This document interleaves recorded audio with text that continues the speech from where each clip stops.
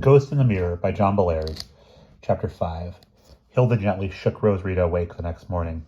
"Time to get up," she said.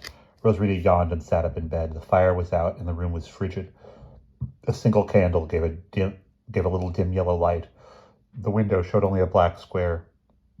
"Good grief," Rosarita muttered. "What time is it anyway?" "Already nearly 5 o'clock, Hilda said. We'll be late to breakfast. Rosarita got up and dressed, but she still felt groggy and grumpy. She never got up at this hour. As far as she was concerned, 5 o'clock in the morning was still the middle of the night, but the household was up and bustling around, and Mrs. Zimmerman was among them. "The Weiss family is going to church this morning," she told Rosarita. "Usually one of them must stay home with Grandpa Drexel because he hasn't been well lately. I told them they could all go to church, and the two of us will stay and help keep Mr. Drexel company." That was fine with Rosarita. They had a second huge meal with the Weisses.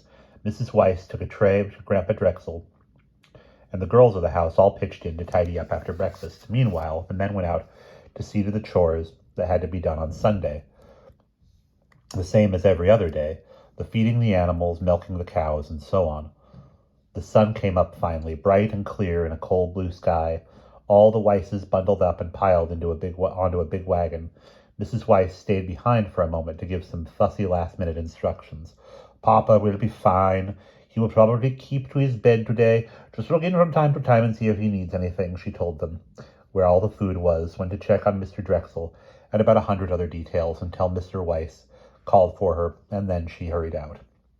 "Well," Mrs. Zimmerman said as the wagon trundled away, "alone at last, as they say in the movies. This is a pretty pickle we're in, Rosarita." They sat at the table and enjoyed some coffee. "Mrs. Zimmerman, how are we ever going to get home?" Rosarita asked. "I wish I knew. However, I believe I know why we are here. That is, I believe I know what we'll have to do before we can get a chance to return." "What is it?" Mrs. Zimmerman sighed. "In the first place, here's a little bit of news for you. You've heard me talk about Granny Weatherby, who taught me magic. Well, when she was young, Granny Weatherby was Hilda Weiss, the little girl whose room you shared last night." Rosarita shook her head. "That's incredible. I don't understand it." "I don't understand everything myself," Mrs. Zimmerman returned. "However, here is what I know. We have blundered into the Weiss family at a time of crisis. Their neighbors are all turning against them." "I know," Rosarita said. "Hilda told me they all believe Mr. Drexel is a bad witch." Mrs. Zimmerman nodded and sipped her coffee. "Yes, I remember Granny Weatherby talking about that. Now, I see that this experience is what turned her into a sour-tempered old woman. This is the year 1828. On April 1st of this year, the family will be driven away from its home, and shortly after that, Grandpa Drexel will die because of the journey." Rosarita swallowed hard. It was spooky and disturbing just to think about knowing when someone would die, and she felt a little pang of grief at the thought of Grandpa Drexel's death. Of course, she wasn't well acquainted with him, but he had seemed a kindly old fellow at dinner, and she sensed that Hilda was greatly attached to him. "That's awful," she said aloud. "It is," agreed Mrs. Zimmerman.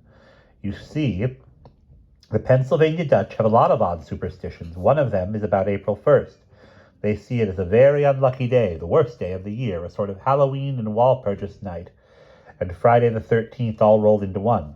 It's the day when evil witches and warlocks do their dirty deeds, and so the neighbors forced the family to move along before Grandpa Drexel could cast any dire spells on that day. Unfortunately, there was a late blizzard raging,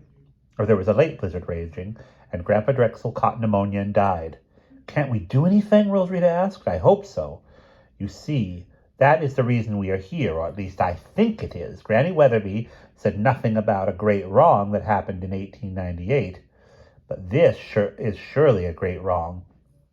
And maybe we can help the family in 1828, if we can somehow save Mr. Drexel from his horrible fate. Then Granny Weatherby's ghost promises that I will get my powers back." Rosarita thought hard. "I don't see how we can do anything," she said. "I mean, to us all this is history. It already happened." "I know," Mrs. Zimmerman said, sounding depressed. "I am not sure exactly what we've landed in. We may really be in the past, giving Grandpa Drexel a second chance. Or maybe this is part of Granny Weatherby's magic, some kind of grand, gorgeous hallucination or something. It may be just a way for her ghost to see what would have happened if things turned out differently. I know one thing, though. I want to go back to Bessie and get my mirror. Rosarita blinked. So that's the mysterious package, the mirror. What kind of mirror is that? Asked a mild, heavily accented voice. Rosarita jumped in alarm. Standing in the doorway was Grandpa Drexel, dressed in shirt, trousers, and slippers, and with a blanket around his shoulders like a shawl. Forgive me, he said. I do not mean to eavesdrop, but I have heard part of your conversation. His bright blue eyes twinkled as he gazed at Mrs. Zimmerman. I thought I was not mistaken last night, dear lady. You have more about you than meets the eye, Nick. What kind of mirror do you speak of? An Erdespiegel, would it be? Mrs. Zimmerman gave Rosarita a rueful grin. I guess the jig is up. Here, Mr. Drexel, let me help you. She stood up and took Grandpa Drexel's arm, steering him into a chair before the fireplace. There, she said. Well, to answer your questions first, yes, I have a little bit of magic. Second, the mirror is enchanted, but the enchantment isn't mine. In fact, I don't know quite what it is. What did you call the mirror? Erdespiegel, Grandpa Drexel responded. In English, an earth mirror. People use them to find treasures and hidden things. I don't know about treasures, but my mirror sometimes shows me hidden things, Mrs. Zimmerman said. I'm hoping it can show me a way to get myself and Rosarita back to where we came from. We got here by some sort of magic, you see. Unfortunately, it isn't a kind that I can control. Grandpa Drexel nodded. Yeah, I sense that you had something odd about you. Your magic, Mrs. Zimmerman, is earth magic, or I am much mistaken. Good magic, that is, healing magic, what we call brasserie. Here, it is the same kind as my own. Rosarita cleared her throat. How much of our conversation did you hear, she asked. Just a little about the mirror, the old man answered. Rosarita gave Mrs. Zimmerman a look of relief. It would have been terrible if Grandpa Drexel had overheard them talking about his death from pneumonia. Mrs. Zimmerman took the cue and said, Mr. Drexel, why do people around here fear you? The old man shook his head sadly. Who knows? It is true I have had many cures for their illnesses over the years, but never have I made a hex or harmed anyone. But people spread terrible stories about bad magic they say I have done. I think Mr. Stoltzfus is one of those who talk about me. He is a hard man, angry at the world, and for some reason he takes out his anger on me. Rosarita said, Mrs. Zimmerman, maybe your mirror can answer questions from Mr. Drexel. You know, like mirror, mirror on the wall? Mrs. Zimmerman touched her chin with a forefinger. Well, that's a thought, she said slowly. Anyway, maybe Mr. Drexel would know more about mirror magic than I ever did. That wasn't exactly my speciality.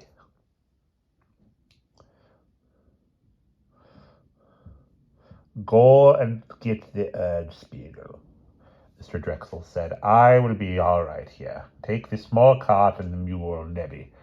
We will see what we will see. Fortunately, Mrs. Zimmerman had spent part of her girlhood on farms. She managed to hitch up the small cart to Nebby, a dark brown mule whose expression hinted that he would be happier doing anything else than pulling them.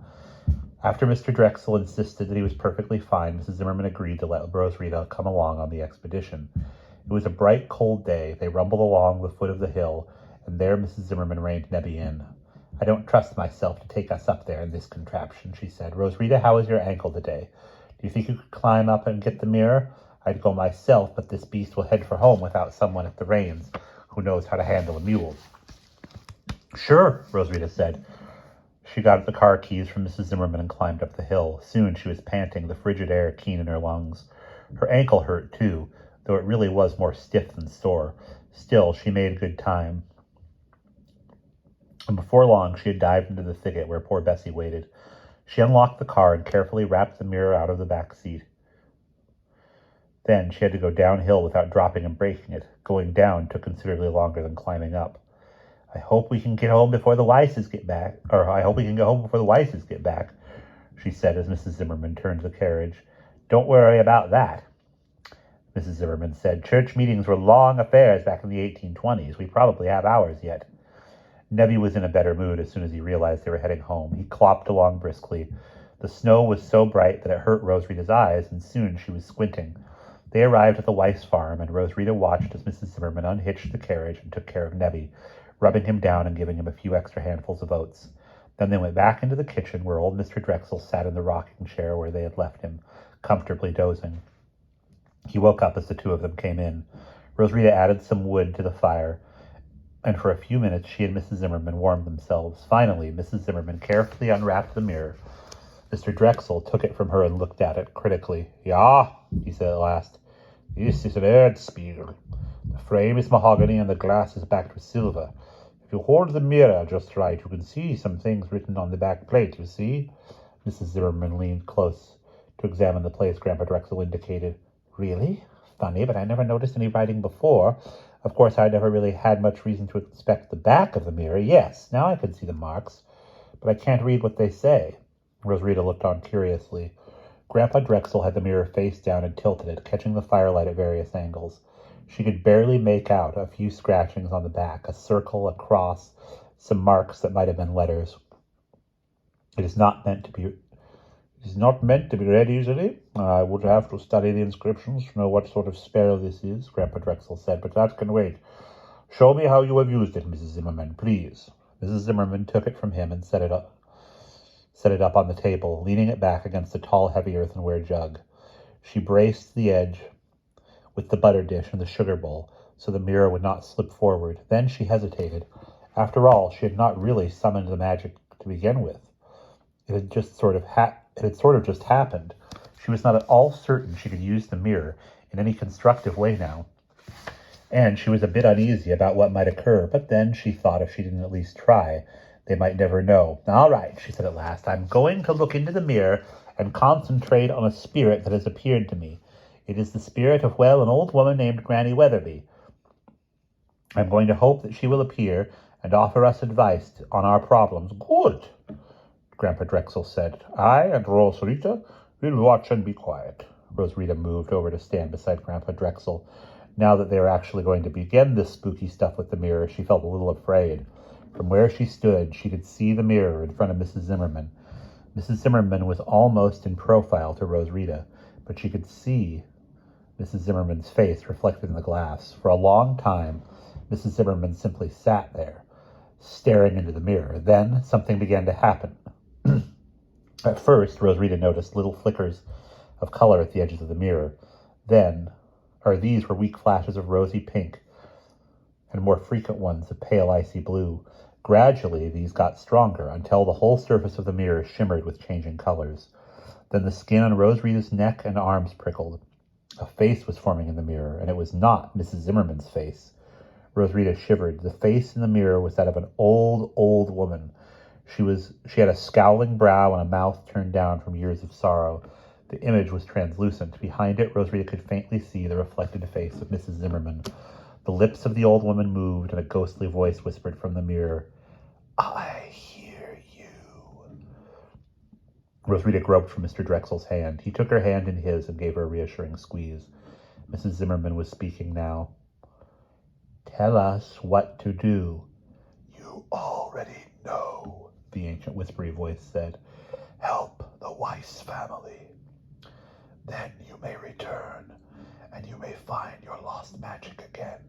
Hurry! My time is short. Other powers are struggling to take the mirror from my control." "But how can we help?" Mrs. Zimmerman said. "Make that clear to us." The image in the mirror faded, and for a moment Rosarita could see only the reflection of Mrs. Zimmerman's face. Then suddenly 2 staring cold eyes filled the whole mirror. They looked out with a glare of evil hatred that made Rosarita shout aloud. Instantly the mirror flashed, and suddenly it went black. It reminded Rosarita of the way the dark rooms had looked when she had first come in from the snow glare outside. But this blackness was different. It emanated menace. "Don't look!" Mr. Drexel cried out. Rosarita turned her head away. She heard Mrs. Zimmerman gasp, and she felt something like a silent explosion. "Help her!" Grandpa Drexel said. "It is safe now. Help her, Rosarita." Rosarita ran to the table. Mrs. Zimmerman had slumped over, her forehead against the red checked tablecloth in front of the mirror. The mirror Rosarita saw was normal now, just an ordinary-looking glass. Still, she turned it face down. She shook her friend's shoulder. Mrs. Zimmerman, wake up! Oh gosh, Mrs. Zimmerman, please wake up!" Grandpa Drexel had risen slowly and painfully. He stooped over Mrs. Zimmerman and touched her cheek. She breathes normally. She will be all right, I think. The first image in the glass was good, but then some wicked force took over the mirror and tried to hurt her. Mrs. Zimmerman's eyes fluttered open, and she sat up, looking woozy. My heavens, she said, that was quite a shock. Rosrita was almost crying. Oh, I'm so glad you're all right, she said. Here now, Mrs. Zimmerman said with a puzzled glance. Who are you? Should I know you? Rosrita's heart jumped up in her throat. It's me, Mrs. Zimmerman, Rosrita. Don't you remember me? No. I'm afraid, Mrs. Zimmerman touched her forehead with both hands. I'm afraid I don't remember you, and for that matter, she said, who am I? I can't seem to recall that either. And that is the end of chapter 5.